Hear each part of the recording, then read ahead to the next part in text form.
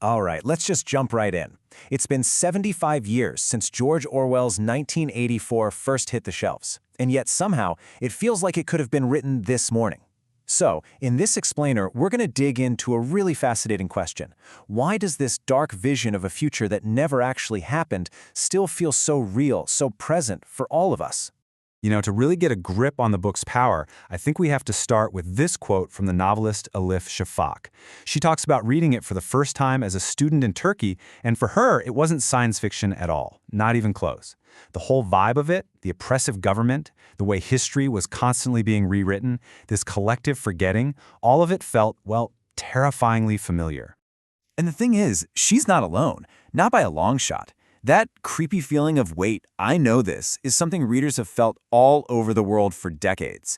Which brings us to the big question, right? How on earth did Orwell pull it off? How did he manage to write a book that feels like it's always, somehow, catching up to whatever year we're living in? Okay, so to start finding an answer, we've got to look at those moments where the book seems to just jump right off the page and land smack in the middle of our news feeds. I mean, a perfect example happened back in 2017. You probably remember this. A senior advisor to the US president was defending something and used the phrase, alternative facts. And it was just, wow. It sounded like a line ripped straight out of the Ministry of Truth's playbook. A perfect textbook moment of what Orwell called doublespeak. And people noticed. The reaction was instant. Sales of 1984 just exploded. I mean, they skyrocketed, shooting right to the top of the bestseller lists. It was like a whole new generation felt that exact same jolt of recognition that Elif Shafak talked about. They were realizing, whoa, this isn't just a novel, it's a handbook. It's a warning. And for them, it felt like it was already happening.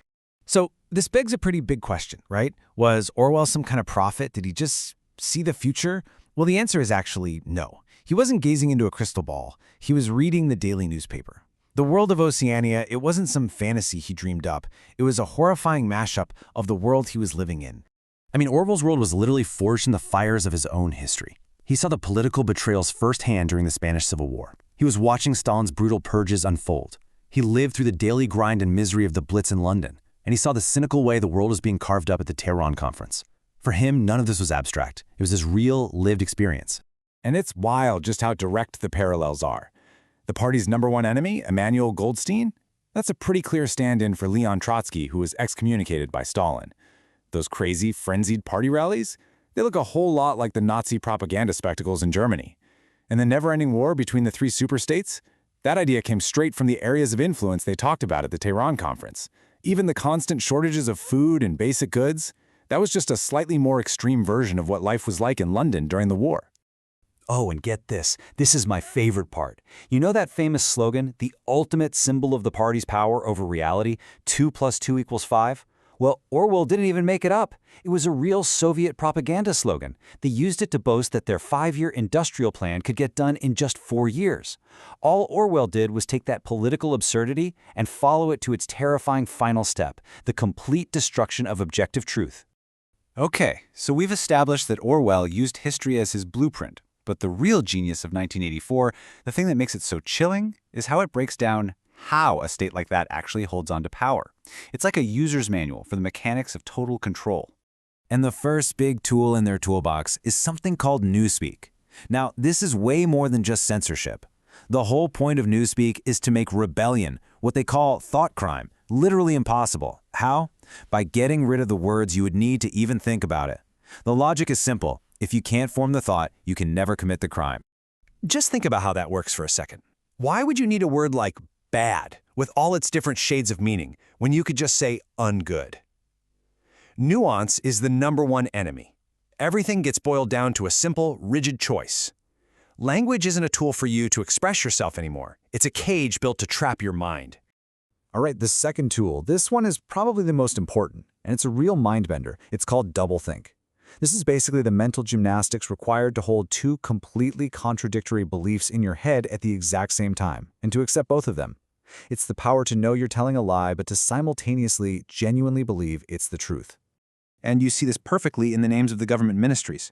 I mean, it's doublethink right out in the open. You have the Ministry of Peace, which does nothing but wage constant war. The Ministry of Plenty, which makes sure everyone is starving. The Ministry of Truth, which pumps out lies all day long. And of course, the Ministry of Love, which is where they torture you. War is peace, freedom is slavery, ignorance is strength. It's all right there. So, why? What's the point of all this? The party isn't trying to gain power to make the world a better place or anything like that, no. As the interrogator, O'Brien, explains to Winston in this absolutely bone-chilling scene, the goal is terrifyingly simple. Power isn't the means to an end, power is the end. Now, to really understand what makes 1984 so unique, I think it's super helpful to put it side by side with that other giant of dystopian fiction, Aldous Huxley's Brave New World.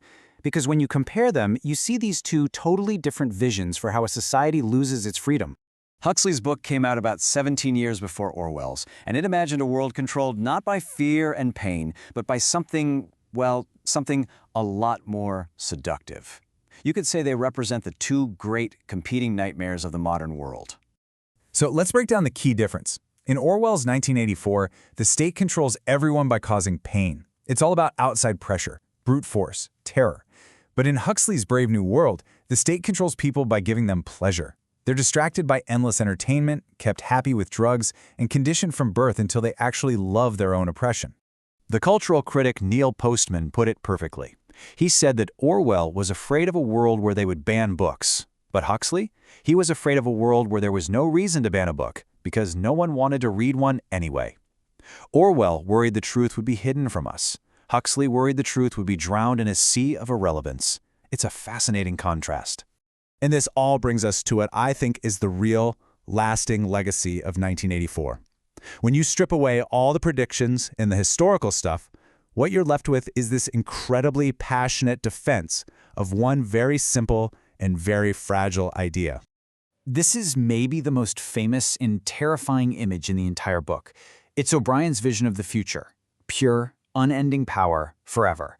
And it just feels like this moment of absolute despair, right? Like the fight for freedom is completely pointless. But we can push back against that despair. And a great way to do that is with this idea from Orwell's biographer, Ben Pimlott. He points out that the party's single greatest fear is an erroneous thought, any little idea that doesn't fit the official story. And Pimlott says that right there, in that little thought, that's where freedom begins. So the book isn't a story of surrender, it's a call to arms for our own minds. So at the end of the day, the title, the year 1984, that was never really the point. The reason this book is still with us, why it still hits so hard, is because it's a timeless and ferocious protest. It's a protest against any person, any party, any power that tries to wage a war on objective reality, on our own memories, and on the simple, but incredibly radical idea that 2 + 2 will always equal 4. And all of this leaves us with one last and I think really urgent question for right now. In the world we live in today, a world just drowning in information and distractions, which of those two nightmares feels closer to home? What's the bigger threat right now? The Orwellian one, that the truth will be forbidden and kept from us? Or the Huxleyan one, that the truth will simply be buried under a mountain of nonsense that we willingly choose to watch? It's definitely something worth thinking about.